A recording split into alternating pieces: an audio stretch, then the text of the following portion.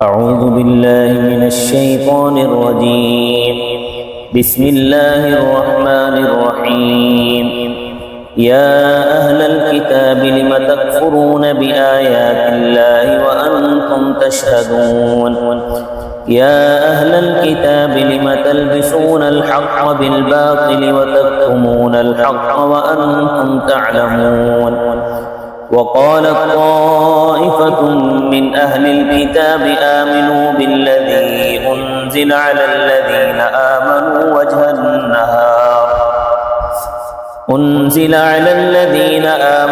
وجه النهار واكفروا آخره لعلهم يرجعون. ولا تؤمنوا إلا لمن تبع دينكم قل إن الهدى هدى الله أن يؤتى أحد مثل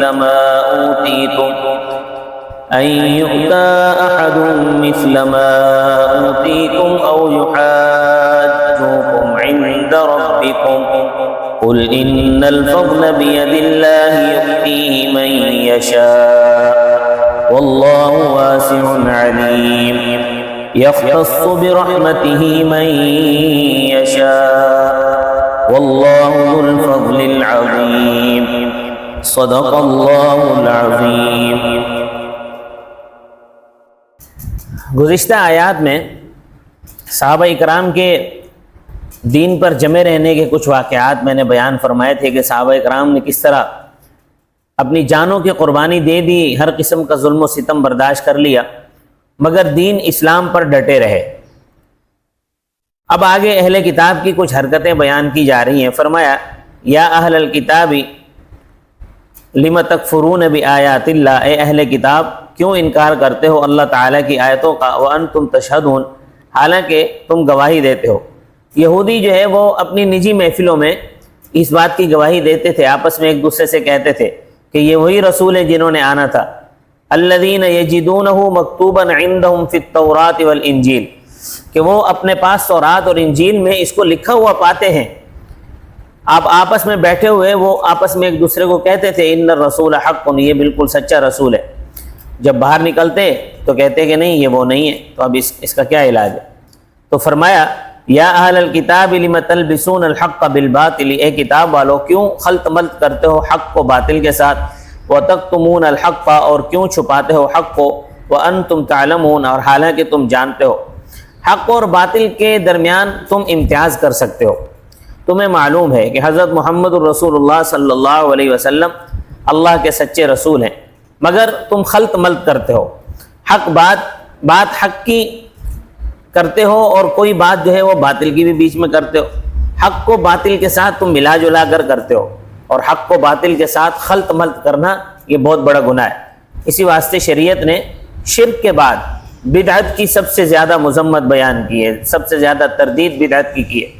بخاری شریف کی روایت ہے، حضرت صلی اللہ علیہ وسلم نے ارشاد فرمایا من احدث فی امرنا ھذا ما لیس منہ فہو رد، جس کسی نے ہمارے معاملے میں کوئی نئی بات نکالی تو وہ مردود ہوگی.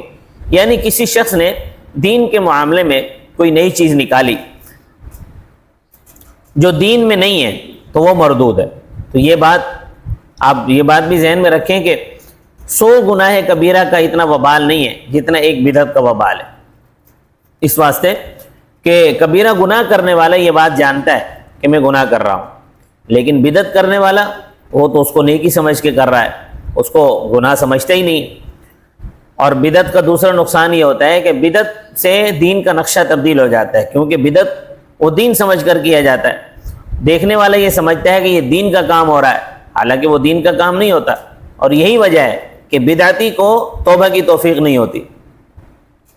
مجموع الزوائد میں حضرت انس رضی اللہ تعالیٰ عنہ سے روایت ہے، جس کے بارے میں علامہ ہیثمی رحمۃ اللہ علیہ نے فرمایا ان اللہ تعالی قد حجب التوبۃ عن کل صاحب بدعۃ، کہ بے شک اللہ تعالیٰ نے ہر بدعتی پر توبہ کا دروازہ بند کر دیا. یعنی بدعتی کو توبہ کی توفیق ہی نصیب نہیں ہوتی. کیوں؟ اس وجہ سے توبہ کی توفیق نصیب نہیں ہوتی کہ وہ جو بدعت کر رہا ہے وہ تو اس کو نیکی سمجھ کے کر رہا ہے، وہ اس کو گناہ تو سمجھ ہی نہیں رہا، کیونکہ توبہ تو گناہ پر ہوتی ہے. ابھی مثال کے طور پر آپ درس قرآن سن رہے ہیں، تو اب درس قرآن سننے کے بعد آپ یہ تھوڑی کہیں گے کہ یا اللہ میری توبہ، میں نے درس قرآن سنا، بلکہ آپ کہیں گے کہ اللہ تیرا شکر ہے تو نے مجھے درس قرآن سننے کی توفیق عطا فرمائی، میں نے تھوڑا وقت جو ہے وہ درس قرآن میں میرا لگ گیا، یہ اللہ تیرا شکر ہے، تیرا احسان ہے۔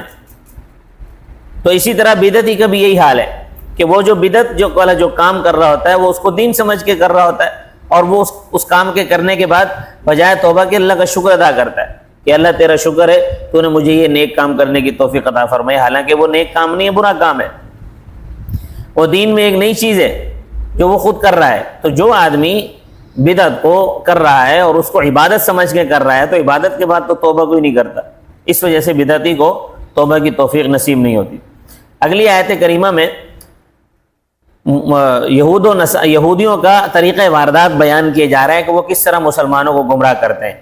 وقال طائفۃ من اہل الکتاب، اور کہا ایک گروہ نے اہل کتاب میں سے، آمنوا بالذی انزل علی الذین آمنوا وجہ النہار، ایمان لاؤ اس چیز پر جو نازل کی گئی ان لوگوں پر جو ایمان لائے دن کے ابتدائی حصے میں، وکفروا آخرہ، اور انکار کرو اس کے آخری حصے میں۔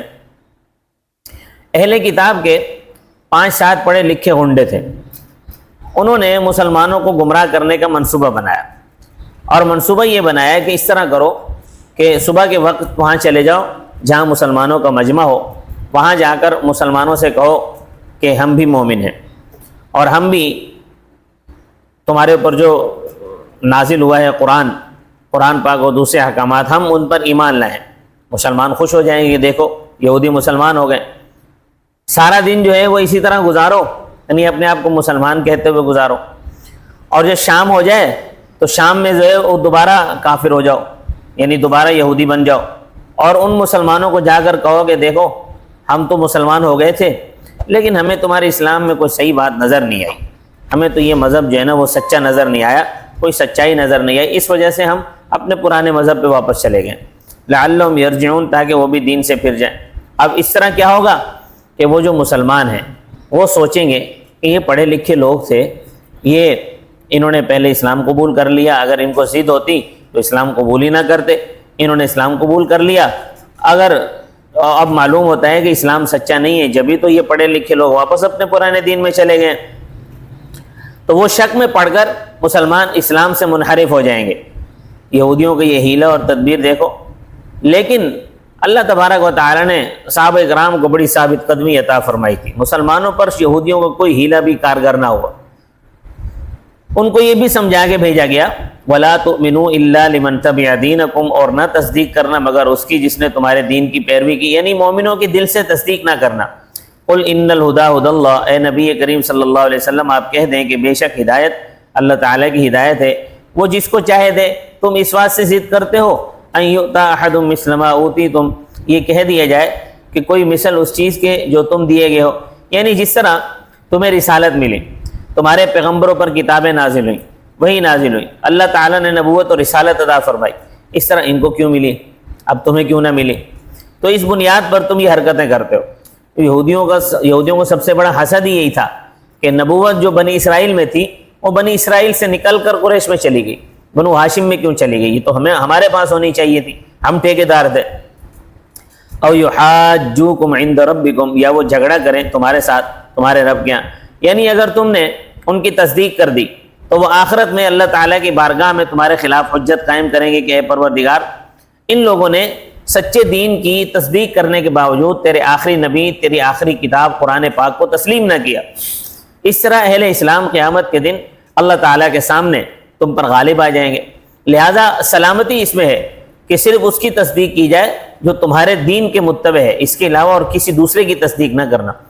قل ان الفضل بید اللہ، آپ صلی اللہ علیہ وسلم کہہ دیں بے شک فضیلت اللہ تعالیٰ کے ہاتھ میں ہے، یؤتیہ من یشاء، دیتا ہے وہ فضیلت جس کو وہ چاہے، واللہ واسع علیم، اور اللہ تعالیٰ کشائش کرنے والا جاننے والا ہے۔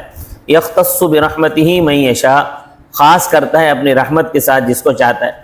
اللہ تعالیٰ کو معلوم ہے کہ جس کو نبی بنانا ہے اور اس پر وہی نازل کرنا ہے، اس میں بندوں کو کوئی دخل نہیں، نہ ہی نبوت کسبی چیز ہے کہ محنت کر کے کوئی آدمی نبی بن جائے۔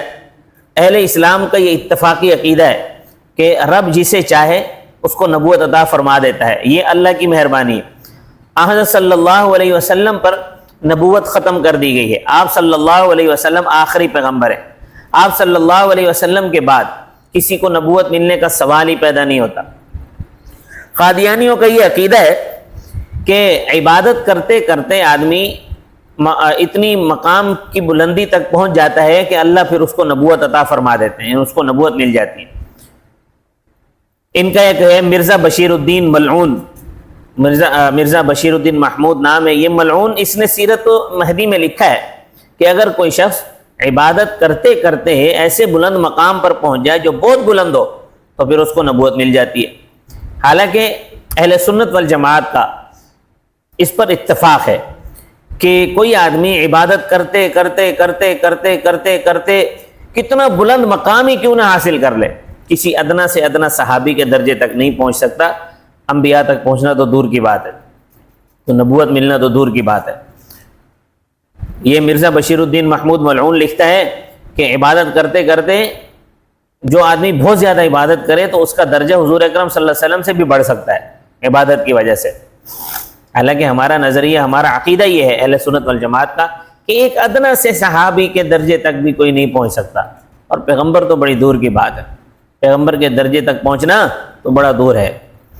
لا حول ولا قوت الا باللہ العلی العظیم، یہ ان کے عقائد ہیں قادیانیوں کے۔ تو یاد رکھنا، نبوت یہ کسبی چیز نہیں ہے، یہ اللہ تعالیٰ کا عطیہ ہے، اور اللہ تعالیٰ جس کو چاہتے ہیں اس کو عطا فرماتے ہیں۔ واللہ ذو الفضل العظیم، اور اللہ تعالیٰ بڑی مہربانی کرنے والا ہے۔ وما علینا الا البلاغ المبین۔